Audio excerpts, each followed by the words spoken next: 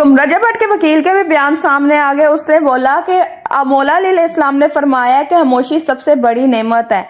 इस सूरत में जब इख्तलाफात ज्यादा हो, शोर ज्यादा हो, कोई सुनने वाला ना हो और इल्म की कमी और दलील की कोई औकात ना हो। इसी तरह उसने कहा है कि मेरे दोस्त के साथ, रजब के साथ भी यही काम हुआ है कि उसकी कोई बात ही नहीं सुन रहा, इसलिए उसने वतन ही छोड़ दिया है। उसके मुंह से गलती से 295A और 295C निकला, लेकिन उसकी अटेंशन कुछ और थी, लेकिन लोगों ने इस चीज को इशू बना लिया हुआ है। उसके ज़हन में हरगिज ये नहीं था कि 295A और 295C नमो से रिसालत कर रहा हूँ।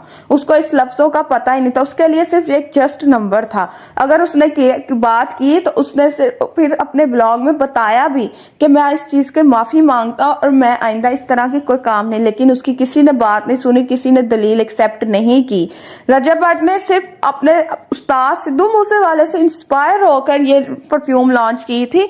हरगिज़ ये मतलब नहीं था कि मैं किसी की तौहीन करूं या तौहीन रसालत करूं, लेकिन रजब भट्ट के ऊपर केस बन चुका हुआ है, जिसकी वजह से उसने सबको दलीलें भी दी, सबको सफाइयां भी दी, मेरा ऐसा मकसद, लेकिन उसकी दलीलें सफाइयां किसी ने नहीं सुनी। और ये केस उसके ऊपर कभी बन सकता ही नहीं था जब तक कोई उलमा कराम, कोई अदारा, कोई बंदा इस चीज के ऑथेंटिक रीजन ना दे कि ये इस पे केस बनता है।